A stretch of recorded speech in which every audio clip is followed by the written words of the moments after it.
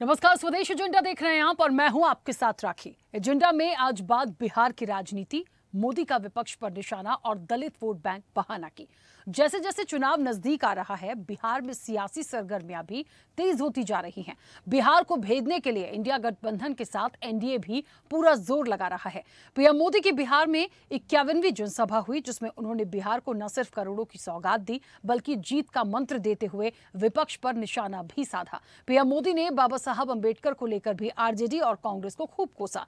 इस बार बिहार के चुनाव में किसका पलड़ा भारी है, ये तो वक्त बताएगा, लेकिन सियासी समीकरणों के बीच दलित वोट बैंक किसके होगा साथ, ये बड़ा सवाल है, क्योंकि फिर एक बार संविधान के बाद बाबा साहब अंबेडकर की बिहार की राजनीति में एंट्री हो गई है और इसे कौन कितना भुना पाएगा, ये देखना दिलचस्प होगा। इसी पर विस्तार से आज हम चर्चा भी करेंगे। उससे पहले देखिए ये रिपोर्ट।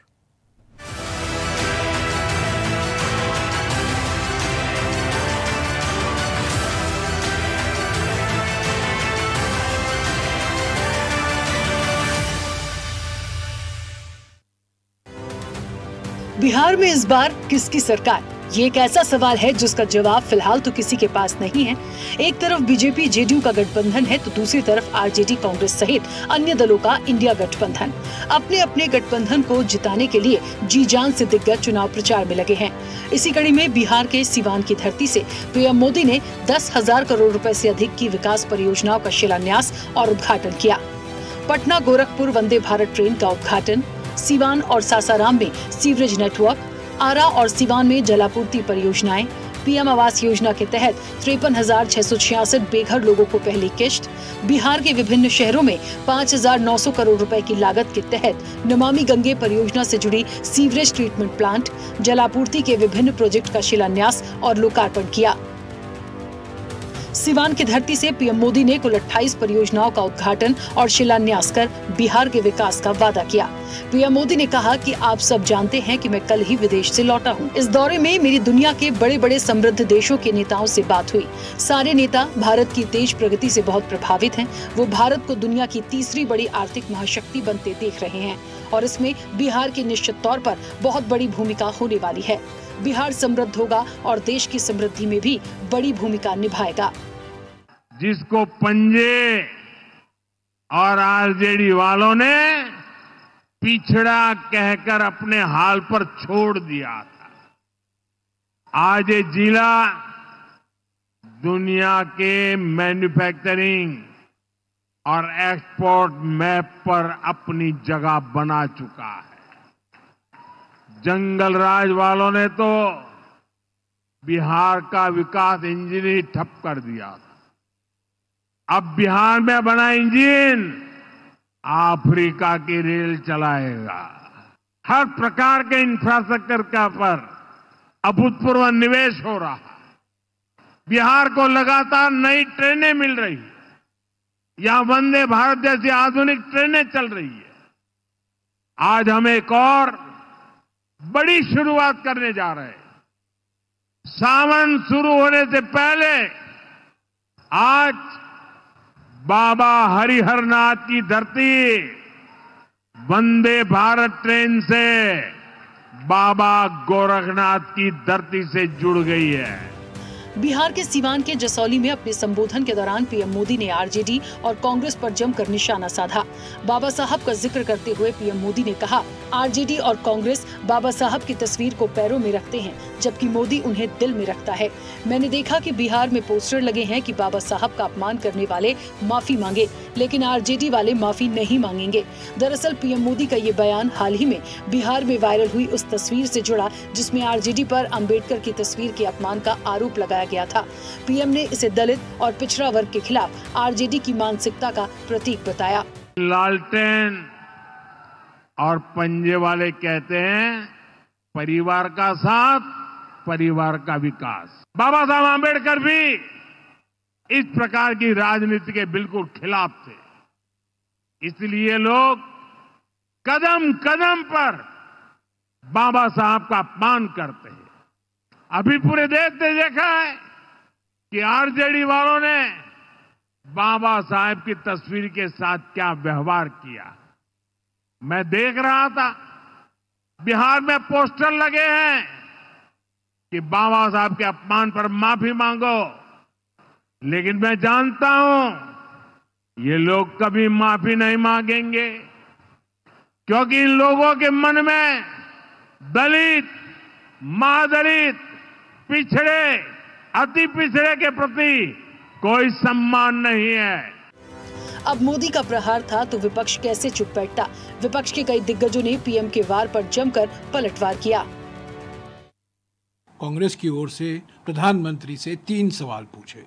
सबसे अहम मुद्दा बिहार के चुनाव में सामाजिक न्याय को लेकर है, और सामाजिक न्याय को लेकर जो मुद्दा है बिहार के सामने, बिहार के जनता के सामने, वो है आरक्षण का। 65% आरक्षण महागठबंधन की सरकार के समय में एक कास्ट सर्वे हुआ, जाति सर्वेक्षण हुआ, और उसके आधार पर अनुसूचित जाति, अनुसूचित जनजाति, पिछड़े वर्ग और अति पिछड़े वर्गों के लिए आरक्षण 65% कराया गया। हमारे समय में बीजेपी ने इसका विरोध किया था, कास्ट सर्वे का विरोध किया था, आरक्षण का विरोध किया था, पर महागठबंधन की सरकार, जब नीतीश कुमार जी पलटी नहीं मारे थे, महागठबंधन की सरकार, कांग्रेस, आरजेडी और जेडीयू की सरकार थी, का सर्वे हुआ था, 65% आरक्षण तय किया गया था। सुप्रीम कोर्ट में आया, सुप्रीम कोर्ट में अभी मामला लंबित है। इस पर प्रधानमंत्री ने कुछ कहा नहीं। तो हमारी ये मांग है कि 65% आप तभी दे पाओगे जब 50% की सीमा हटाओगे, और 50% की सीमा हटाने के लिए आपको संविधान में जो हमारा संविधान में संशोधन कराना होगा, संविधान के लिए संशोधन विधेयक लाना होगा, बिल लाना होगा। तो ये सवाल का जवाब नहीं दिया। नरेंद्र मोदी जी पिछले 5 बार के चुनाव में लगभग उन्होंने बिहार आने का काम किया, और 200 से भी ज़्यादा भाषणें उन्होंने दिए। अगर वो अपने खुद के ही भाषणों को, 200 भाषणों को देखेंगे तो उनको बिहार आने में शर्म लगेगा। एनडीए का मतलब क्या है? यह एनडीए का मतलब नेशनल दामाद आयोग। सबके दामादों को तो आयोग में मोदी जी ने फिट कर दिया, सबको मंच में माला सम्मानित करेंगे। हम तो जानना चाहिए भाई, एक तो बीजेपी कोटा है, यहाँ आरएसएस कोटा भी है। खुद तो चौक चौधरी पे हम ज़्यादा बोलना नहीं चाहेंगे, क्या है वो बिहार की जनता असलियत उनकी जानती है, लेकिन प्रधानमंत्री जी को ये बताना पड़ेगा ना, बिहार के मुख्यमंत्री नीतीश कुमार जी को बोलना पड़ेगा ना कि आरएसएस कोटा कहाँ कहाँ है, किस किस के लिए। हर बार प्रधानमंत्री आते हैं, चिर परिचित अंदाज में आते हैं। हम लोग की अपेक्षाएं, जनता की अपेक्षाएं ये होती है कि इस बार कुछ बड़ा होगा, लेकिन हर बार ढाक के 3 पात घोषणा होती है, और दिल्ली जाते जाते वो सारे घोषणा कागजी बन के रह जाते हैं। उन्हें पता है कि लॉ एंड ऑर्डर की क्या हालत है पूरे बिहार में। बच्चियां घर से निकलती हैं तो माता पिता सोते नहीं। उस हालात में प्रधानमंत्री जी, अरे देश के प्रधानमंत्री की तरह दिखिए। हमेशा एक प्रचार मंत्री वाले 24 घंटे 7 दिन। हकीकत क्या है? आप आए थे 2 करोड़ नौकरी प्रतिवर्ष के वादे पे, 14 में 11 दूनी 22 करोड़, उसका हिसाब दीजिए जनाब। बिहार उसका हिसाब मांग रहा है। देखिए, आदरणीय लालू प्रसाद जी तो बाबा भीमराव अंबेडकर साहब के विचारों पर चलने वाले हैं, उनके विचारों को मानने वाले हैं, अंबेडकरवादी हैं। लेकिन जो भाजपाई ये ज्ञान दे रहे हैं वो तो बाबा साहेब भीमराव अंबेडकर के विरोधी रहे हैं। भरे सदन में, पार्लियामेंट में देश के गृह मंत्री आदरणीय अमित शाह जी ने क्या कहा था, किस तरह मजाक उड़ाया था बाबा साहेब का। संविधान ने तो कहा है कि देश में जो पिछड़े लोग हैं, जो सामाजिक रूप से, शैक्षणिक रूप से और आर्थिक रूप से पिछड़े हैं, उनके लिए निश्चित रूप से सरकार को योजनाएं बनानी चाहिए। इसके साथ साथ संविधान में ये भी कहा गया है कि महिलाएं, अल्पसंख्यक, इनके बारे में विशेष ध्यान दिया जाना चाहिए, दलित, इनके बारे में विशेष ध्यान देना चाहिए। पक्ष और विपक्ष की ये तकरार दिखाती है कि बिहार में जातिगत समीकरण और राजनीतिक प्रभाव कितना अहम है। बीजेपी इस बार जातिगत समीकरणों को ध्यान में रखते हुए एक ऐसा चेहरा चुनना चाहती है जो न केवल ऊपरी जातियों बल्कि ओबीसी और दलित वोटरों को भी आकर्षित कर सके। बिहार में जातिगत समीकरण एक जटिल और महत्वपूर्ण पहलू है जो राज्य की राजनीति और सामाजिक संरचना को प्रभावित करता है।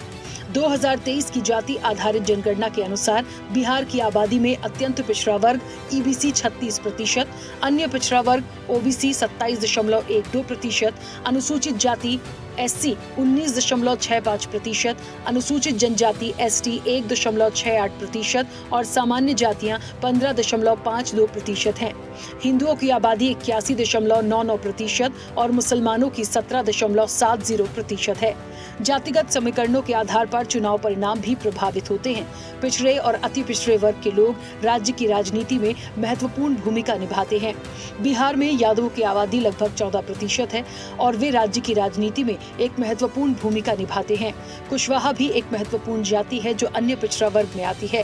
भूमिहार, सवर्ण जाति बिहार में एक महत्वपूर्ण भूमिका निभाते हैं। कुल मिलाकर बिहार का दंगल दिलचस्प होता जा रहा है। लगातार दौरे, करोड़ों की सौगात और बाबा साहब को लेकर बीजेपी अपना जनाधार मजबूत करने की कोशिश कर रही है, तो वहीं आरजेडी और कांग्रेस भी नीतीश सरकार की कमियां गिनाने में पीछे नहीं है। ऐसे में बाबा साहब अम्बेडकर पर सियासत और दलित वोट बैंक की चाहत किसकी होगी पूरी, ये देखने वाली बात होगी। चैनल हेड आरपी श्रीवास्तव के साथ एग्जीक्यूटिव एडिटर राखी वर्मा की रिपोर्ट।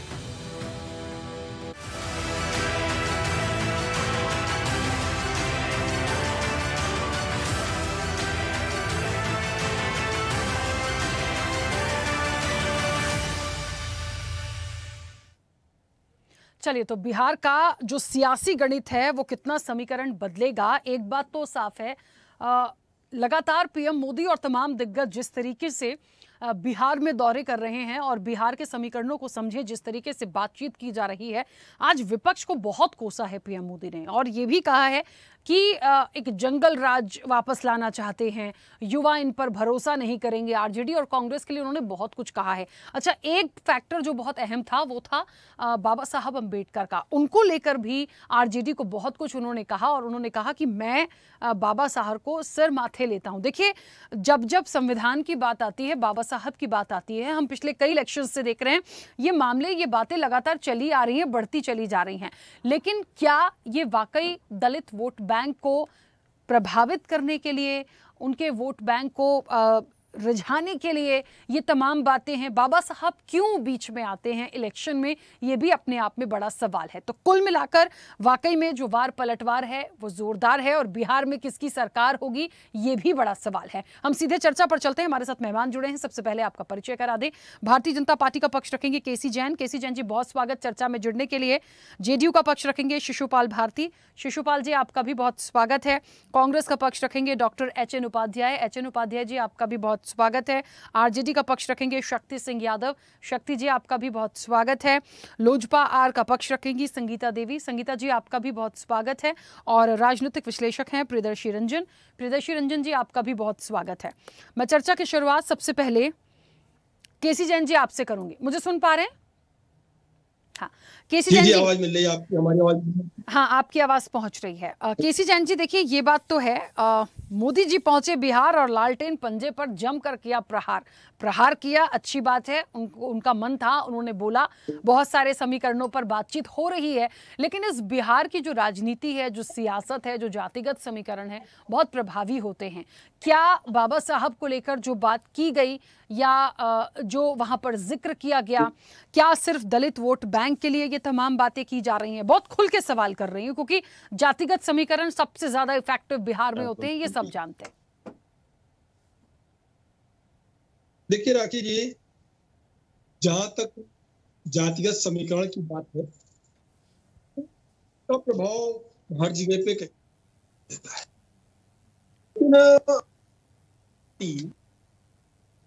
सबका विकास का मोटो लेकर के आगे बढ़ रही है। और आप ये देखिए कि भारतीय जनता पार्टी की, चाहे प्रदेश की जहां पे सरकारें हैं, एनडीए गठबंधन की जहां पर सरकारें हैं, या फिर केंद्र की सरकार, ऐसी कोई भी योजना नहीं है जहां पर किसी भी प्रकार का कोई भेदभाव हो और जातिगत आधार पर, धर्म के आधार पर किसी भी योजना में इस प्रकार का भेदभाव किया जा रहा है जिससे कि एक को लाभ मिले और एक को लाभ ना मिले, आपको ऐसी तस्वीर कहीं पर भी नहीं दिखाई देती। दूसरी तरफ क्या है, दूसरी तरफ भारतीय जनता पार्टी अंत्योदय योजना पे काम करती है, जो कि बाबा साहब अम्बेडकर भी चाहते थे, जो कि जितने भी भारत देश के राजनीतिक अच्छे विचारक हुए हैं या जो सर्व समाज की बात करते रहे हैं या पिछड़ों दलितों की बात करते रहे, वो सब ये चाहते मैदान पर व्यक्ति है उसको यात्रा उसके साथ जोड़ा जाए और विकास की मुख्य धारा में जोड़ करके उसको बराबर में लाने का प्रयास किया जाए, चाहे वो आरक्षण की व्यवस्था हो या बाबा साहब अम्बेडकर के विचार हो या कोई भी दलित चिंतक हो उसके विचार। उसका मुख्य उद्देश्य ये कि जो अंतिम पायदान पे व्यक्ति बैठा है उसको बराबर में ला करके खड़ा किया जाए। इसी आधार पर भारतीय जनता पार्टी अंत्योदय योजना के अंतर्गत लगातार काम कर रही। तो देखिए, माननीय मोदी जी ने जो कुछ वहां पर कहा है और बिहार में या फिर जो तमाम सारी योजनाओं का उद्घाटन हुआ है, आप ये देखिए कि लगभग 54,000 लोगों को जो आवास की पहली किस्त मिली है वहां पर पीएम आवास के अंतर्गत, तो उसमें कौन नहीं है? उसमें दलित नहीं है, उसमें पिछड़े नहीं है, उसमें मुस्लिम भाई नहीं है, उसमें कौन नहीं है? तो उसमें ज्यादातर जो संख्या है वो आप देखिए पिछड़े दलितों की, उसमें भी 80% से ज्यादा भागीदारी इन आवासों में दलितों और पिछड़ों की है। यानी कि वास्तव में जो निचले पायदान पे रह गया है, जो विकास की मुख्य धारा के साथ नहीं जुड़ पाया है, उनको एक साथ लाने की आवश्यकता है। और भारतीय जनता पार्टी की एनडीए की सरकार चाहे बिहार में हो या अन्य जहां पर हो या जहां जहां पूर्ण बहुमत की भी सरकार है, इसी पे लगातार काम कर जी। ठीक है, चलिए वापस आएंगे। शिशुपाल जी, मुझे सुन पा रहे हैं? जी शिशुपाल जी, क्या कह रहे हैं समीकरण? मोदी जी तो बहुत लालटेन और बिल्कुल आज पंजे के बिल्कुल ऐसे पीछे पड़ गए। हालांकि ये बात सच है कि एक तरफ जो इंडिया गठबंधन के दल हैं वो और एक तरफ एनडीए, मुझे लगता है ये जो गठबंधन है अलग अलग, ये बिहार में कितना गेन कर पाएंगे ये तो आने वाला वक्त बताएगा।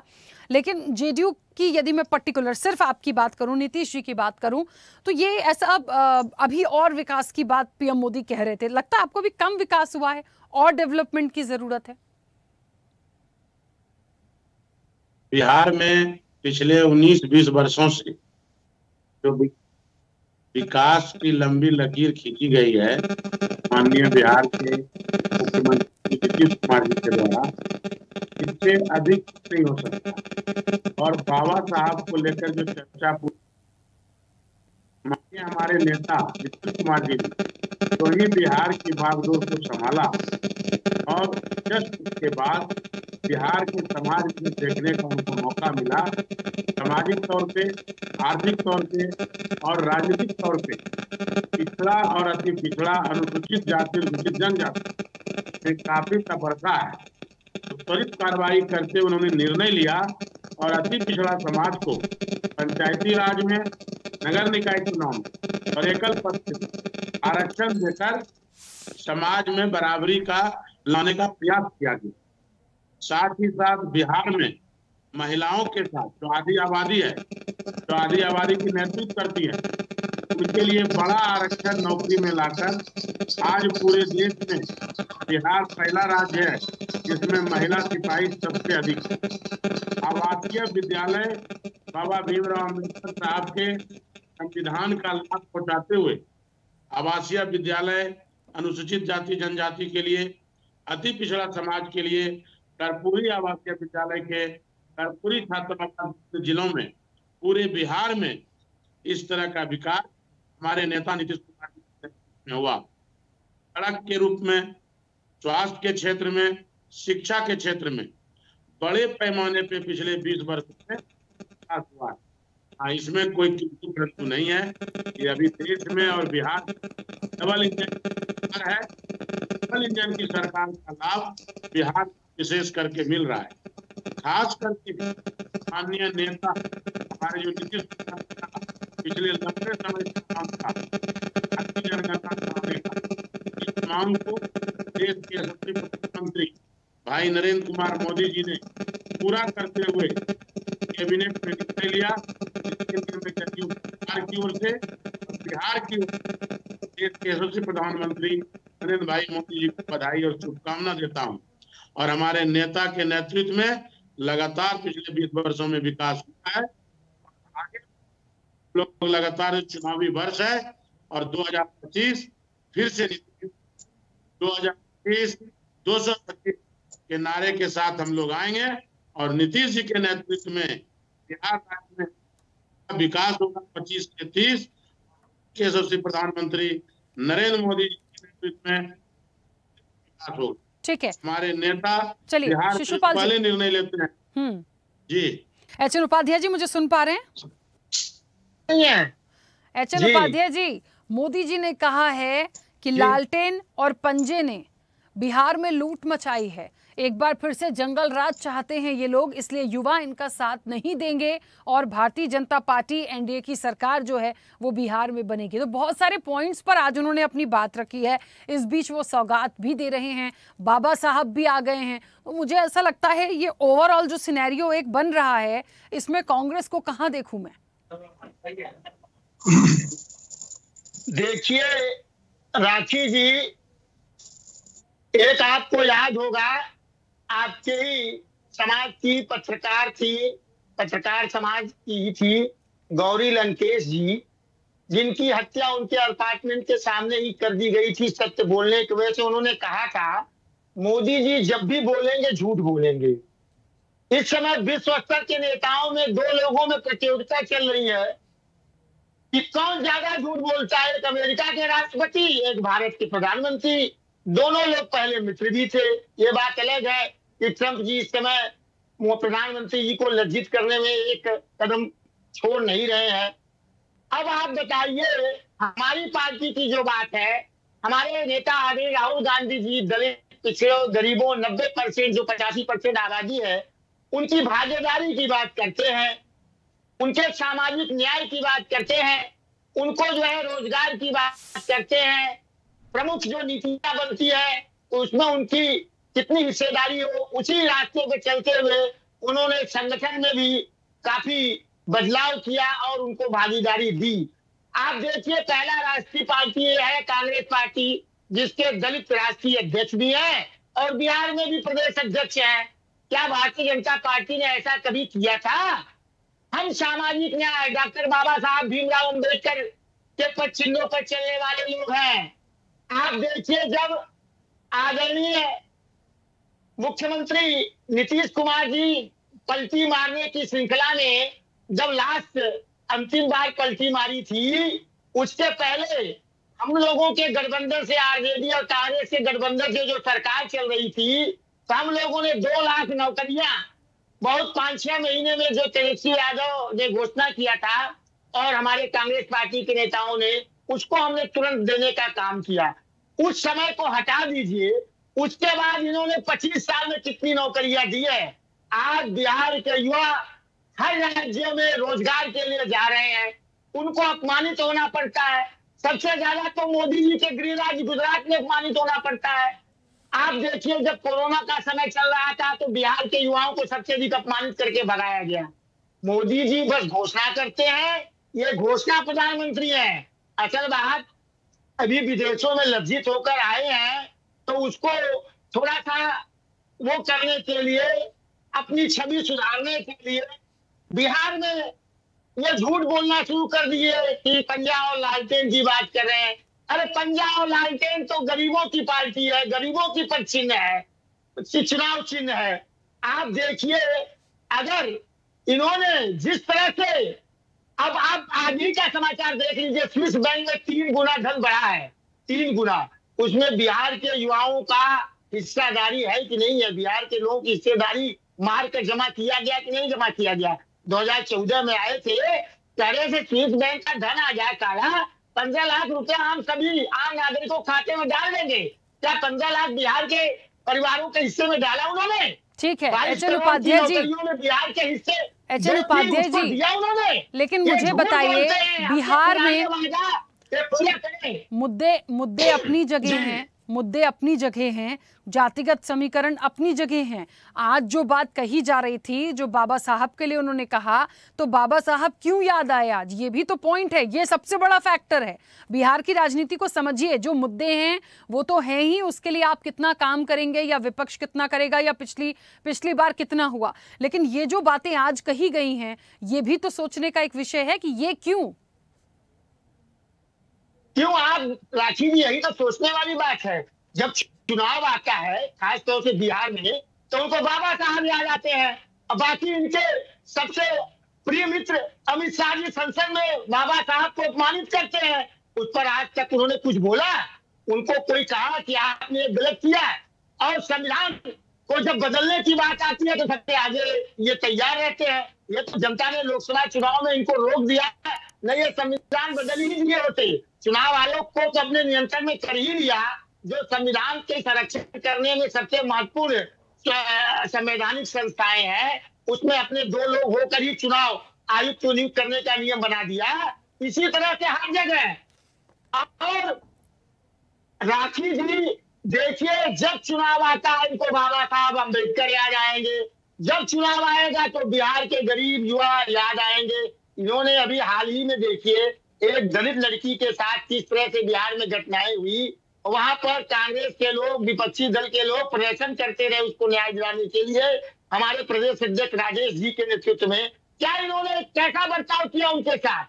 और आज जब थाने में सबसे अधिक शोषण हो रहा है तो दलित वर्ग के लोगों का, अति पिछड़े वर्ग के लोगों का शोषण, उनकी कहाँ सुनवाई हो रही है? अब की बार बिहार की जनता हमेशा बताएगी इनको। ये 14-15 में भी जब आए थे, आरक्षण बदलने के लिए आए थे, मोहन भागवत जी कही रहे थे, उस समय जनता ने जवाब इनको दिया। और अब 25 में भी जनता इनको एकदम निकाल बाहर फेंक देगी। जो सर्वे आया है लोक पोल का, उसमें भी राहुल गांधी जी और तेजस्वी यादव की लोकप्रियता इनसे कई प्रतिशत अधिक है। ठीक है, चलो उपाध्याय जी बौखलाए हुए हैं। ठीक है, जनता जान चुकी है कि इनकी बात का ध्यान ही नहीं देना है, वो झूठ ही बोलते हैं। ठीक है, चलिए वापस आऊंगी। शक्ति जी मुझे सुन पा रहे हैं? शक्ति जी, चलिए शक्ति जी शायद हमारे साथ कनेक्ट नहीं है। संगीता जी मुझे सुन पा रही हैं?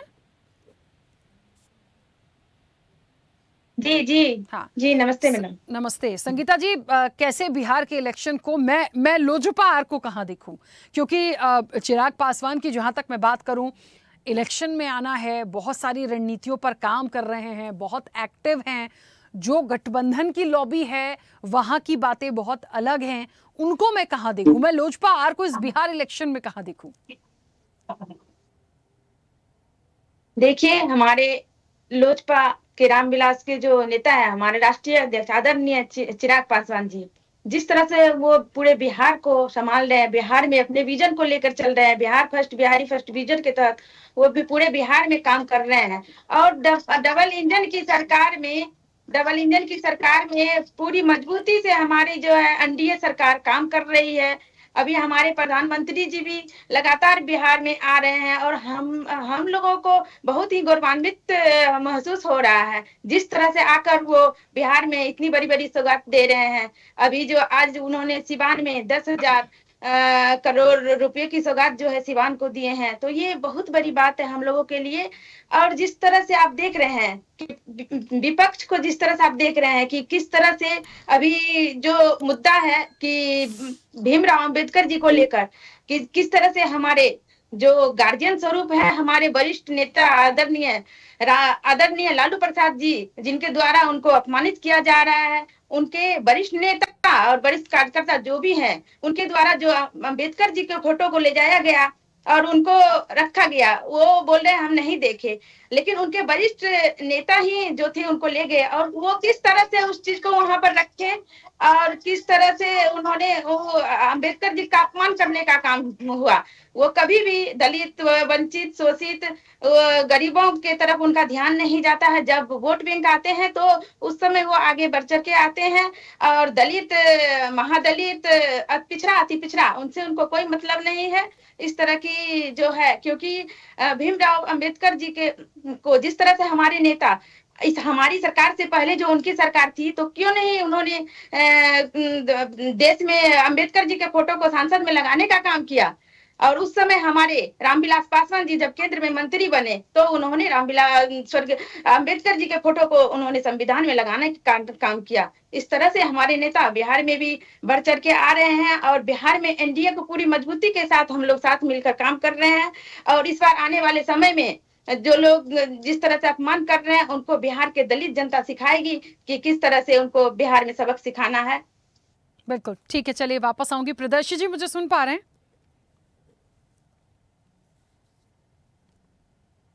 प्रियदर्शी जी, आपकी आवाज नहीं आ रही है। आ रही है क्या? हाँ, अभी आपकी आवाज, हाँ अभी आपकी आवाज आ रही है। प्रियदर्शी जी, देखिए, पक्ष हो या विपक्ष हो या गठबंधन हो, ये अपनी अपनी बात अपने अपने पॉइंट के अकॉर्डिंग रखेंगे। महत्वपूर्ण ये है कि वर्तमान में बिहार कहाँ है, कितना है। आज भी वो जातिगत समीकरण इस जातिगत जनगणना के बाद क्या बहुत ज्यादा प्रभावी है, जैसा कि हमेशा होते आए हैं? कितना प्रभाव आप देखते हैं? और बाबा साहब का जिक्र करके और ये जता के कि आरजेडी ने अपमान किया या कांग्रेस जो है वो सिर्फ अपमान करती है, भारतीय जनता पार्टी बाबा साहब को सिर माथे बिठाती है, तो मुझे समझ में नहीं आता पिछले कई इलेक्शन से बिहार के इलेक्शन में बाबा साहब क्यों आ गए? क्या दलित वोट बैंक है जिसको आप टारगेट कर रहे थे? कैसे समझते? बिल्कुल दलित वोट बैंक की राजनीति है और ये नेशनल नैरेटिव। आवाज ब्रेक हो रही है, मुझे रिटर्न आवाज।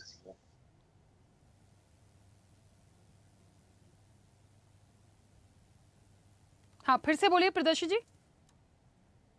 मैं ये कह रहा हूँ कि देखिए, डॉक्टर अम्बेडकर का जो इशू है वो बिहार के लिए बिल्कुल राजनीतिक मसला है अभी के संदर्भ में, और इसका राष्ट्रीय स्तर पर भी राजनीतिक महत्व है आज के दिनों में। जिस तरीके से भारतीय जनता पार्टी अम्बेडकर को लेकर के पॉजिटिव पॉलिटिक्स करने की कोशिश कर रही है, वही एग्रेसिव पॉलिटिक्स कर रही है कांग्रेस या अन्य जो विपक्षी पार्टियां हैं। मुख्य रूप से भारतीय जनता पार्टी को घेरने का प्रयास महागठबंधन के लोग 3 मुद्दों पर करते हैं। एक, जातीय सर्वे का मसला, जो कि भारतीय जनता पार्टी ने एक तरीके से कुछ समय के लिए काउंटर कर दिया है। आगे आने वाले दिनों में इस जातीय जनगणना का क्या फलाफल होगा मालूम नहीं, लेकिन फिलहाल राजनीतिक तौर पर एक मुद्दा जो विपक्ष से भारतीय जनता पार्टी ने छीन लिया है वो है जातीय जनगणना का मसला। दूसरा जो मसला है इन लोगों का है वो है मुख्य रूप से है संविधान और इंस्टीट्यूशनल जो बॉडीज है उसको लेकर के भारतीय जनता पार्टी पर विपक्ष के लोग हमेशा हमलावर रखते हैं। और तीसरी बात जो है महत्वपूर्ण है, उसमें ये लोग दलित राजनीति को केंद्र में रख करके और उसके साथ अम्बेडकर को जोड़ करके भारतीय जनता पार्टी को घेरने का प्रयास करते हैं। हमने देखा है किस तरीके से हाथ में संविधान लेकर के राहुल गांधी ने पॉलिटिकल नैरेटिव सेट करने की कोशिश की। डॉक्टर अम्बेडकर को कितना राहुल गांधी ने उछाला है हाल के दिनों में, जबकि कांग्रेस और अम्बेडकर के इतिहास को टटोला जाए तो कुछ ही मौके होंगे जहां अम्बेडकर और कांग्रेस के विचार मिलते होंगे या कांग्रेस में अम्बेडकर को सम्मान मिला होगा। व्यक्तिगत तौर पर छोड़ दीजिए तो कांग्रेस और अम्बेडकर की दूरियां इतिहास के पन्नों में दर्ज है, और अम्बेडकर की दूरियां भारतीय जनता पार्टी से भी दर्ज है। भारतीय जनता पार्टी मतलब पुरानी जो इनके है संगठन रहे हैं उन सभी से आज तक के इतिहास को अगर टटोल लिया जाए तो इसमें पता चलेगा कि अम्बेडकर से भारतीय जनता पार्टी के विचारों की भी बड़ी दूरी रही है। लेकिन ये दोनों आज की तारीख में अम्बेडकर को भुनाने की बराबर कोशिश कर रहे हैं। उसका सबसे बड़ा कारण है कि देश स्तर पर दलितों में राजनीतिक जागरूकता भयंकर तौर पर पैदा हो गई है। भयंकर नेगेटिव शब्द हो जाएगा, इसको सकारात्मक तौर पर समझा जाए कि बहुत भारी जागरूकता पैदा हुई है, जिसको भुनाने की कोशिश ये दोनों पार्टी कर रहे हैं। भुनाने की कोशिश इसलिए कर रहे हैं कि जागरूकता तो पैदा हुई है लेकिन नेशनल वाइज कोई लीडर नहीं है दलितों का, कोई बड़ा ऐसा नेता नहीं है जो दलित राजनीति को साध सके। इसीलिए भारतीय जनता पार्टी और कांग्रेस लगातार कोशिश करती रहती है। कुछ दिनों पहले कहा कांग्रेस के लोग थे अम्बेडकर के मुद्दे पर, भारतीय जनता पार्टी भी इस तरीके से अम्बेडकर के मुद्दे पर राजनीति नहीं करती थी। दोनों आ गए हैं, तो इसको दलित चेतना से देखना और दलित चेतना के साथ साथ दलित राजनीतिक नेतृत्वकर्ता की कमी के तौर पर भी इसको देखा जाना चाहिए। मायावती के में जाने के बाद और स्वर्गीय रामविलास पासवान के देहावसान के बाद ये नेतृत्व और गहरा हो गया है। कुछ कुछ चंक में मायावती और स्वर्गीय रामविलास पासवान इसको डील कर लेते थे, लेकिन अभी क्या है कि कोई नेता ऐसा रहा नहीं जो दलित राजनीति को साध सके। तो भारतीय जनता पार्टी उस कमी को पूरा करना चाहती है, कांग्रेस उस कमी को पूरा करना चाहती है, और कांग्रेस को तो एक तरीके से डूबते को तिनके का सहारा जैसा अम्बेडकर में दिख रहा है।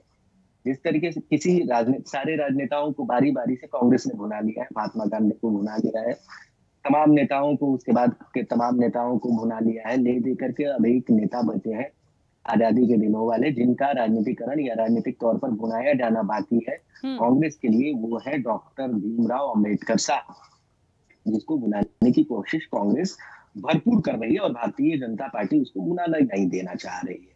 हमने देखा किस तरीके से अंबेडकर पर टिप्पणी की गई थी संसद में अमित शाह जी के द्वारा, और उसका हंगामा बरपा, लेकिन भारतीय जनता पार्टी ने उसको कंट्रोल करने की कोशिश की। उनको लगा कि एक बड़ा डैमेज हो सकता है। भारतीय जनता पार्टी ने बखूबी डैमेज कंट्रोल किया और करने की कोशिश लगातार कर रही है। उसी की कड़ी है कि आज एक मौका मिला, लालू यादव और अंबेडकर का तस्वीर का जो प्रसंग छिड़ा, एक मौका मिला और भारतीय जनता पार्टी ने पूरे महागठबंधन को घेर लिया।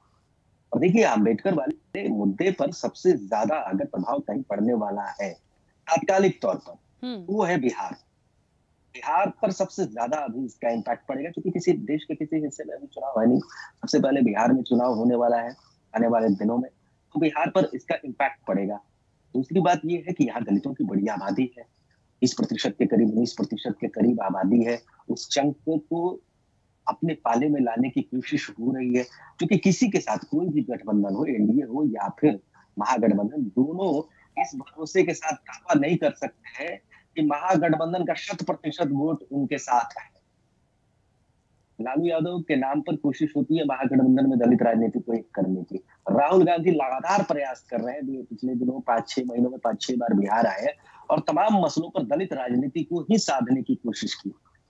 तमाम भाषणों पे उन्होंने जिक्र किया, सदाकत आश्रम में अपने कार्यकर्ताओं को जब उन्होंने संबोधित किया तो माइनस पिछड़ा और माइनस सवर्ण के बजाय तमाम लोगों को एक साथ राजनीति करने की वकालत की, और उसमें सबसे अग्रणी तौर पर किसी को रखा तो दलितों को रखा। सवर्ण प्रदेश अध्यक्ष को हटा करके राहुल गांधी ने, कांग्रेस ने वहां पर दलित प्रदेश अध्यक्ष बनाया, कार्यकाल भी नहीं पूरा होने दिया सवर्ण प्रदेश अध्यक्ष अखिलेश सिंह का, दलित प्रदेश अध्यक्ष के राजेश राम को लेकर के आए। तो एक मैसेज देने की कोशिश दोनों ओर से हो रही है। भारतीय जनता पार्टी यहाँ थोड़ी सी बैकफुट करती है।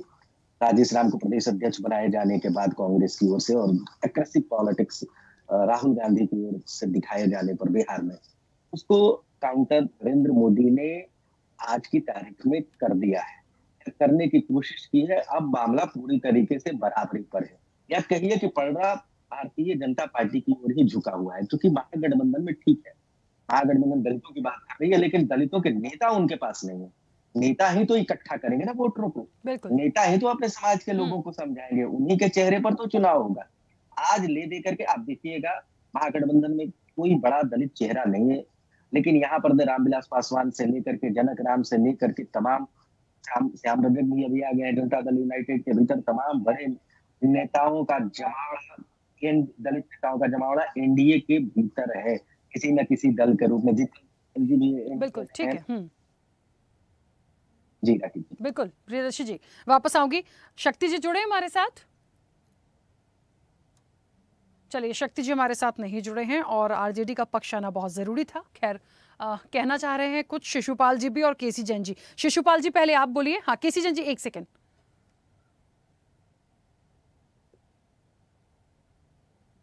मैं अभी जो पूर्व में हमारे कांग्रेस के वक्ता महोदय ने कहा, श्रृंखला की बात की और पलटी की बात की, मैं स्पष्ट रूप से कहना चाहता हूं, हमारे जो नेता हैं, सूबे के मुखिया माननीय मुख्यमंत्री नीतीश कुमार जी, वो स्थिर मुख्यमंत्री, स्थिर कुमार हैं। और बिहार में जो संख्या है सत्ता में बरकरार रहने के लिए 123 का, उसके लिए जो यहाँ पार्टियां हैं, कोई 70 प्लस लेके, कोई 80 के आसपास लेके, वो पलटते रहते हैं समय परिस्थिति के हिसाब से, अपना महत्वाकांक्षा के हिसाब से। हमारे नेता तो स्थिर हैं, वो कटिबद्ध और प्रतिबद्ध हैं बिहार के विकास के लिए और बिहार के जनता के विकास के लिए। पलटी करना काम, स्वार्थ में काम करना महत्वाकांक्षी के रूप में वो 70 और 80 वाले करते हैं। दूसरी बात जो प्रियदर्शी जी ने कह रहा था नेता के रूप में, तो हमारे नेता ने बिहार में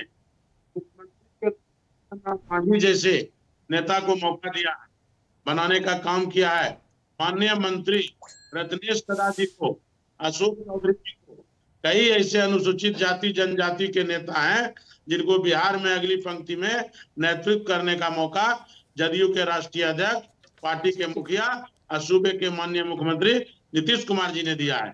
और बड़ी बात मैं पुनः दोहराता हूँ, एकल पद पे आरक्षण और आवासीय विद्यालय अंबेडकर, डॉक्टर भीमराव के नाम पे, कर्पूरी जी के नाम पे, ये तमाम आवासीय विद्यालय, पिछड़ा अति पिछड़ा, बालक बालिका, ये सारा काम हमारे नेताओं ने किया है। अनुसूचित जाति के लिए भवन दलित और महादलित टोले में ही बड़ी लागत से बनाने का निर्णय राज्य सरकार ने लिया है। तो काम जब अनुसूचित जाति जनजाति के लिए हमारे नेता ने किया है, और हमारे दल में नेता भी हैं नेतृत्व किए। विपक्ष इसलिए परेशान है, न कभी काम किया न कभी सिर्फ बोलते रहे। उदाहरण के तौर पे जो तस्वीर वायरल हो रही है वो सबके सामने है, बिहार की जनता देख रही है कि डॉक्टर साहब के नेताओं के पास क्या सम्मान है। और बड़ी निर्णय हमारे नेता ने लिया था बिहार में शराबबंदी का। ये बाबा भीमराव अम्बेडकर साहब का सपना था कि नशा मुक्त समाज हो, नशा मुक्त देश हो, और ये भी निर्णय बिहार में हमारे नेता नीतीश कुमार जी ने लिया है। ठीक है, तो शिशुपाल जी, अनुसूचित जाति के लिए बड़ा काम हमारे नेता ने किया है। चलिए ठीक है, मैंने आपको क्रॉस नहीं किया, एक बात पर तो मैंने क्रॉस नहीं किया कि वो पलटी नहीं करते। समय समय के मुताबिक बहुत सारी चीज़ें आई हैं, और फिलहाल केसी जैन जी नहीं आ पा रही हूँ, थोड़ा सा समय से पहले आज इस चर्चा को हमें रोकना पड़ रहा है। आप सभी मेहमानों का बहुत शुक्रिया चर्चा में जुड़ने के लिए। देखिए, कहीं ना कहीं बिहार की सियासत में दलित वोट बैंक क्या बहाना है, वाकई में जिस तरीके से चल रहे हैं, जिस तरीके से दिखा रहे हैं, ये दिखाता है कि बिहार में जातिगत समीकरण बहुत प्रभावी हैं। अब इसका कितना इफेक्ट पड़ेगा, जनता कैसे आशीर्वाद देगी, ये आने वाले समय में देखेंगे। चर्चा में इतना ही, बने रहिए स्वदेश न्यूज के साथ। सबसे पहले देश। ऐसे ही वीडियोस के लिए लाइक करें, शेयर करें, फॉलो करें। YouTube पर जाकर सब्सक्राइब कर बेल आइकन दबाना ना भूलें, और ताजा अपडेट्स के लिए स्वदेशलाइव.com पर जरूर जाएं।